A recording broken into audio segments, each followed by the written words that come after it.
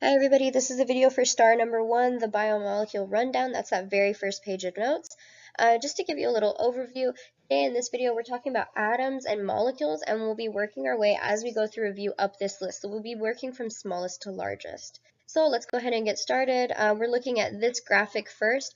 In this graphic in the middle, make sure you have the section title. The section for this graphic is biomolecules, and that can be found on page 22 of your journal.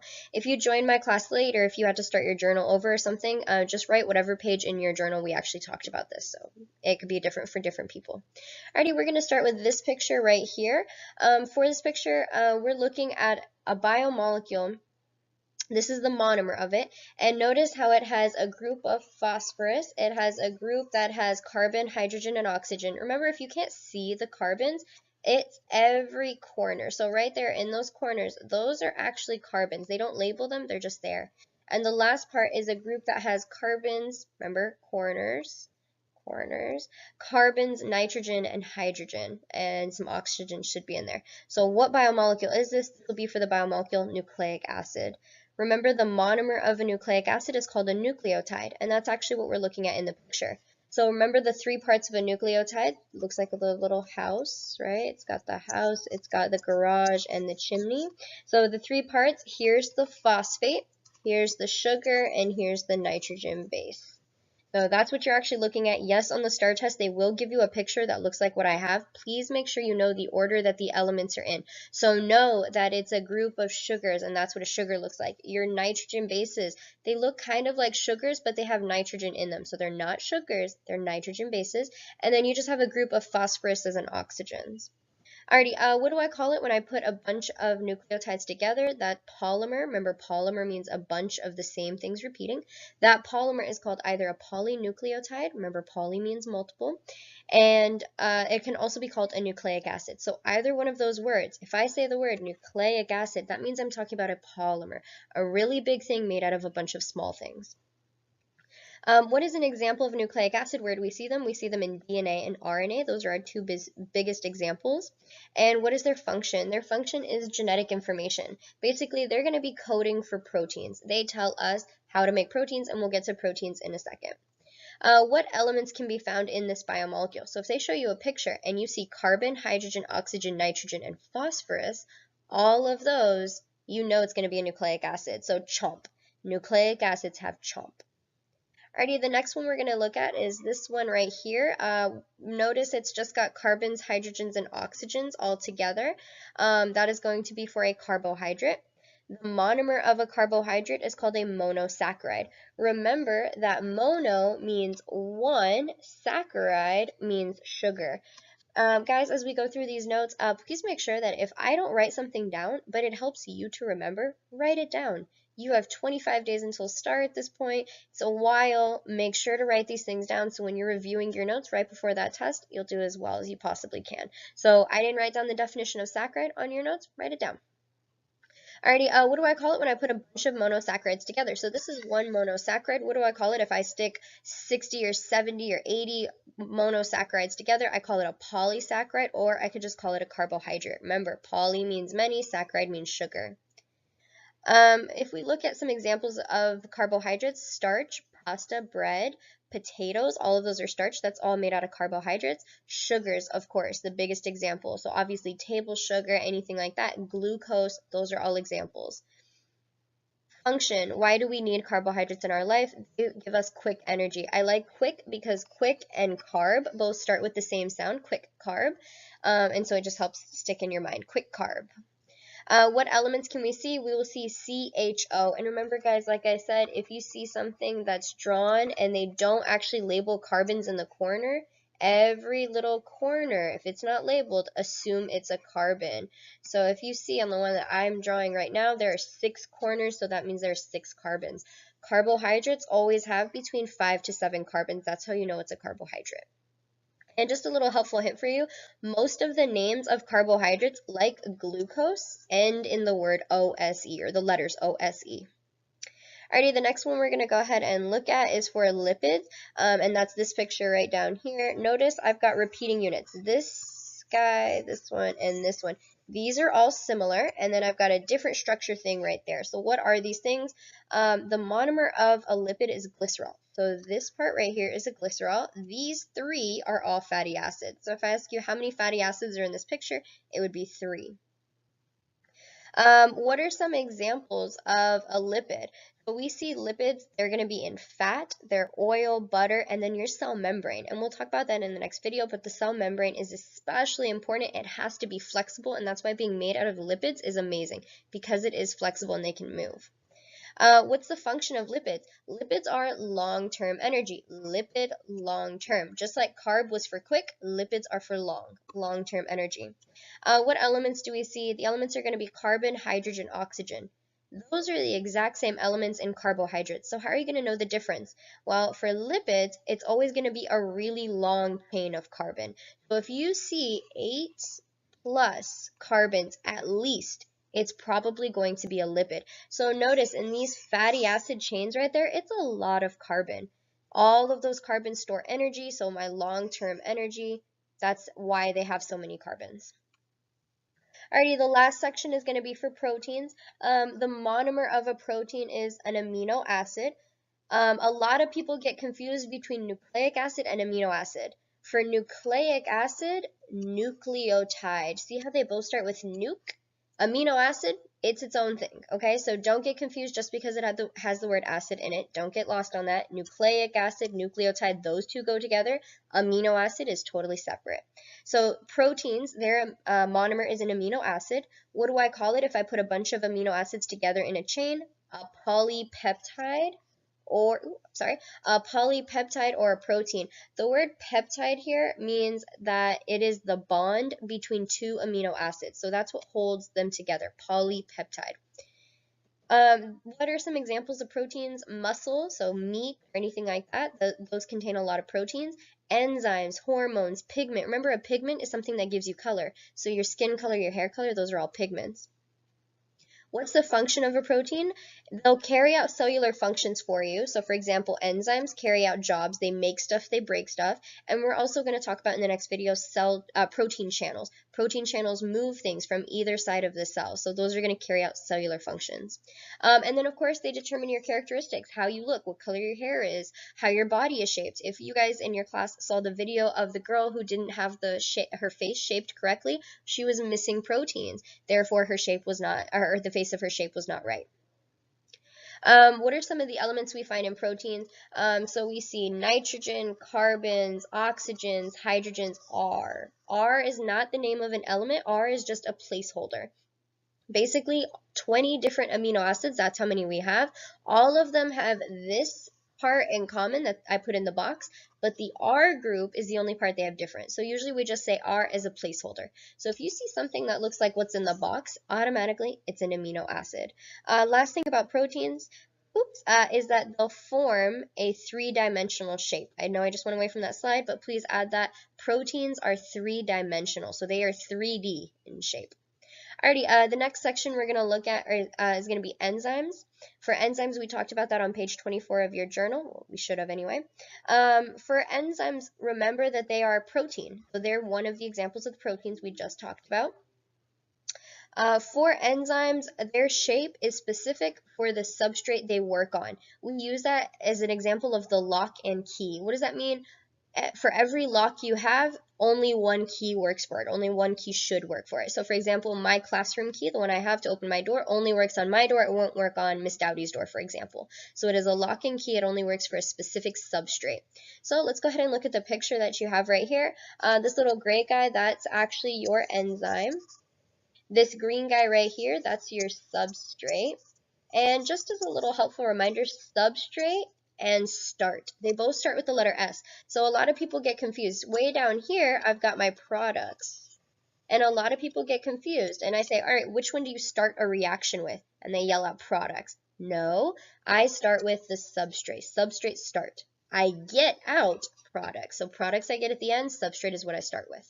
Alrighty, so let's go ahead and look at this reaction. My enzyme is joining with my substrate, and it joins here at this location. This is called my active site. I'm just going to write AS. Alrighty, so that's my active site. That's where my substrate joins. So if I ask you what part of the enzyme does it join at, it joins at the active site. In this picture right here, they've actually done the joining. Your little picture has a label that says the the active site changes. It doesn't actually change, it just holds on to the substrate. So I kind of ignore that one. I don't really like that one. Scratch that little label out where it says it changes. I don't really like that because it's not actually changing, it's just holding on to your substrate. Alrighty, now notice in my picture, now it's changed colors right here, the substrate. What happened in this picture is the substrate has now changed because a chemical reaction happened. And for the word reaction, I'm just going to write RXN. Okay, so reaction, RXN. So a chemical reaction happened at this point, somewhere around here, and I made products. Notice my enzyme is completely unchanged at the end of it. So enzymes don't change shape at the end of a chemical reaction. He is unchanged. Why is this important? Because my enzyme is unchanged, I can actually use him again. So this enzyme at the end of it can grab more substrate and do the whole reaction again to make more products. Alrighty, the next thing we're going to look at is these graphs right here. We're going to start with this graph. It's very important to note that enzymes speed up a chemical reaction. That's why we have them, to speed up a reaction. How do they actually do that? They lower the activation energy. And what is activation energy? It's the amount of energy needed for a reaction to occur. So let's go ahead and look at your graph that you have over here. For this graph, I'm actually going to ignore C. Goodbye, C. I don't need you right now. And we're just going to look at what A is and what B will be. So before we do that, though, if we look at our X and Y axis, right here on the X axis is at time. So this is like where the substrate is. And then this is like where my product is. So I'm going from substrate to product. On my y-axis, I've got amount of energy.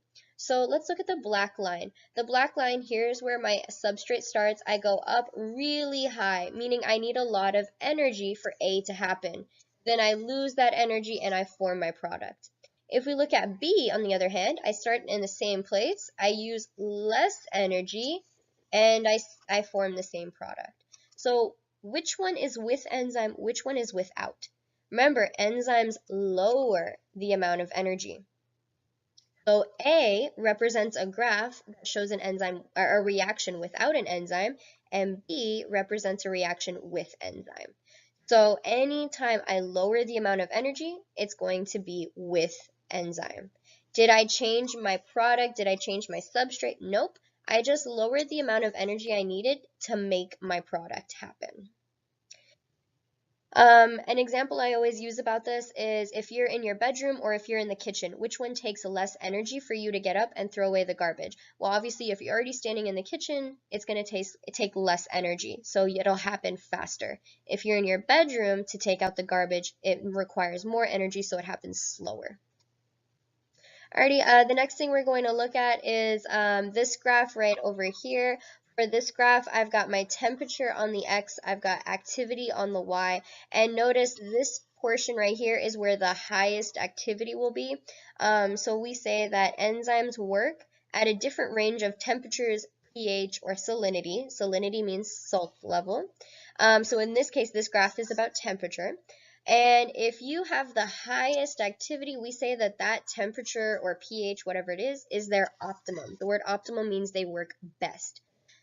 If an enzyme is in an extreme condition, meaning, for example, if we look over here at where it's 70 degrees, my enzyme is no longer working, which means that it has probably lost its shape. It has been denatured. So in extreme environments, extreme heat, or if I said way down here, extreme cold, then my enzyme is no longer working because it lost its shape. Again, this doesn't just apply to temperature, guys. It applies to pH, salinity. By the way, pH is a scale of acid to base. It goes from 0 to 14, and 7 right in the middle is neutral. So 7 is neutral. If you're on this side, you're going to be a base. If you're on this side, you're going to be an acid. FYI, like our stomach acid is way down here. It's very strong. So if you're towards 0, you're a very strong acid. If you're down here toward 14, you're a very strong base. Okay? Alrighty, our next topic is dehydration, synthesis, and hydrolysis. This was page 24 in our journal also. The word dehydration means a loss of water. The word synthesis means to make. So what is dehydration synthesis? It's taking two things and then it's going through a chemical reaction. That arrow always means a chemical reaction. I'm making a polymer and I'm making water. So I'm taking something, I'm combining them together to make a polymer and water. So I'm making a polymer, I'm removing water. By the way, we could write the water on the product side. Remember, a reaction always looks like this. It's got reactant plus reactant, arrow, products. Okay, so my water is going to be a product and I'm making a polymer. The other end of that is hydrolysis.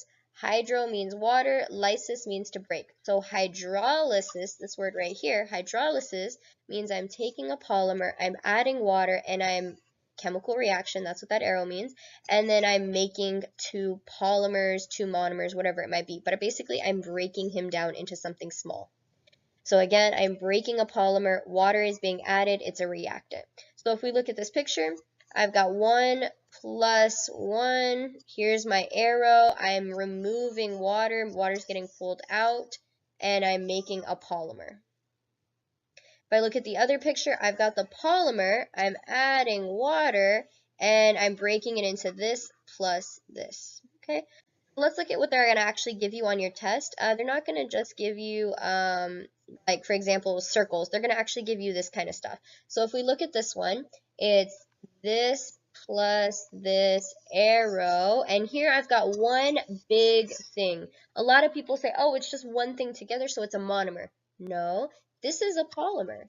Why is this thing a polymer? Because this is the same as this, and they're connected. So I know it has to be a polymer. Notice also it says right here at the end plus H2O. We just wrote on the last slide what blank plus blank arrow polymer. So I know this has to be dehydration synthesis. I'm just gonna write that. Alrighty, so if I'm making a polymer and I'm making water, it's dehydration. The other picture, I've got one item up here. Here's my arrow, and I'm making this plus this, and I'm adding water into it. So I know, I already wrote that down, polymer plus H2O, arrow is this plus this. I know this has to be hydrolysis. I am adding water to break something down. By the way, guys, this is actually going to be two amino acids connected. Here's one amino acid. Here's my second amino acid. They're connected. Make sure you know the structure of your amino acids and all of your monomers so you can identify this on a test. Alrighty, our next one is going to be DNA and the structure of DNA. Really quickly about DNA, remember it is a nucleic acid. Remember it contains the code for protein. Its monomer is called a nucleotide, and really quickly the structure of a nucleotide is going to be the chimney, the house, and the garage. The house is a sugar, the chimney is a phosphate, and the garage is a nitrogen base. And remember, for my nitrogen bases, I actually have I have 4 options. I have adenine, I have thymine, I have cytosine, and I have guanine. And remember, between A and T, there are 2 hydrogen bonds. Between C and G, there are 3 hydrogen bonds. And again, that's hydrogen bonds. Okay.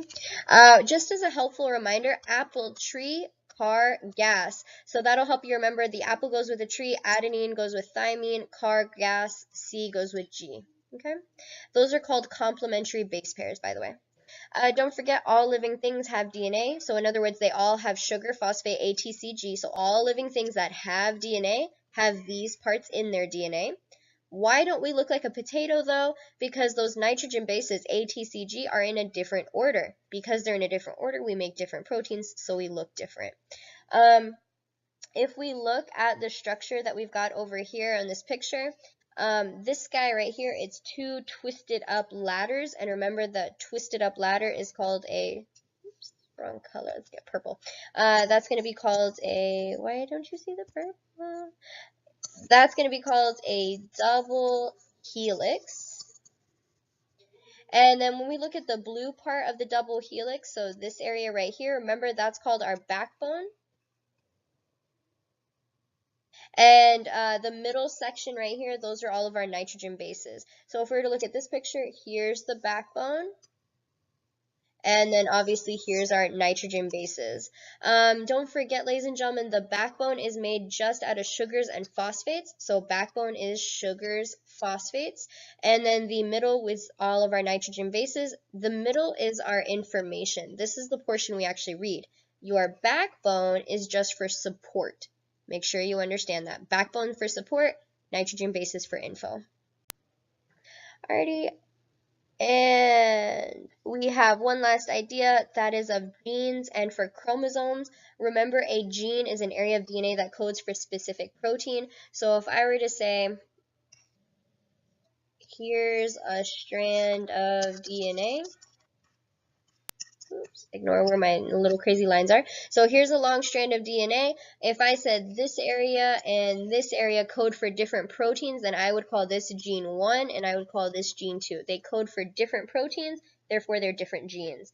And remember, I have a lot of DNA inside of my cell. So what we do is we arrange them into chromosomes. Every line on a chromosome is a different gene. And we'll talk about later, remember, we actually copy our chromosomes, so that's why you usually see them as little X's. We'll talk about that in another video. Alrighty, our very last one, mutations. This picture that I've got up in front of me represents gene mutations. What is a gene mutation? It's basically altering a single nitrogen base, meaning I'm altering one letter at a time. There are 3 different types of gene mutations I can do. Number 1 and number 3, so this is number 1 and number 3. Those represent frame shift mutations. What are frame shift? That means I'm basically going to be altering the whole protein. How do I do that? I'm either inserting a letter, so this first arrow right here, this is for an insertion, this is number 1. Notice here's my original. For an insertion, I added the letter A into it, and because I did that, it changes the whole way that I read it. So now I'm going to read G-A-G, A-C-A, T-T-A, C, and then whatever comes after that. Instead, I was supposed to have read G-A-G, A-C-T, T-A-C. I'm no longer going to be reading it that way, so because I read it differently now, I change my whole protein. If we look at the deletion, I deleted, so this arrow right here is for number 3. I deleted one letter. I deleted the letter C. So if I were to read it, I read G-A-G, A-T-T, A-C, and whatever the last letter is right there. So I changed the way I read the whole thing. The last, number 2, is going to be for a point mutation. What is a point mutation? I'm only changing one amino acid.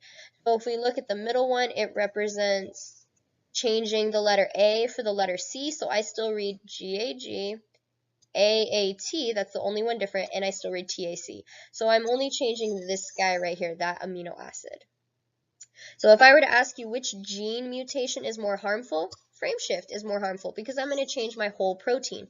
For point mutation, I'm just changing one amino acid in the protein. Alrighty, a mutation can either be detrimental, which means very harmful.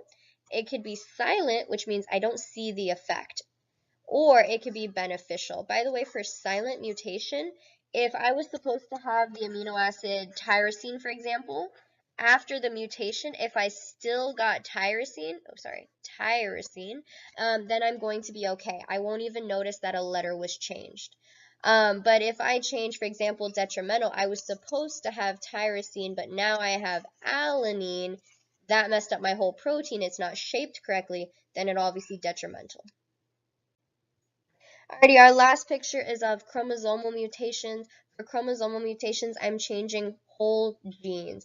I'm not just changing one letter, I'm taking an entire section of DNA and I'm messing them up. Obviously, remember we have deletion, so I'm taking a gene and I'm deleting it. This picture changed the label. That label is wrong. It should say duplication. So I'm taking genes and I'm copying them. The next picture is of inversion. Inversion means I'm swapping the order. So instead of it being B first then D, I swapped it, it's D first then B. The next one is translocation. Translocation means I'm cutting a gene from one chromosome. So I took W and X and I pasted it onto another one. So notice how it's added on there. And this guy is missing some chromosomes, or sorry, missing some genes. Alrighty, that was it for this video, guys. Make sure to answer all of the questions, and remember, do anything to help you be successful.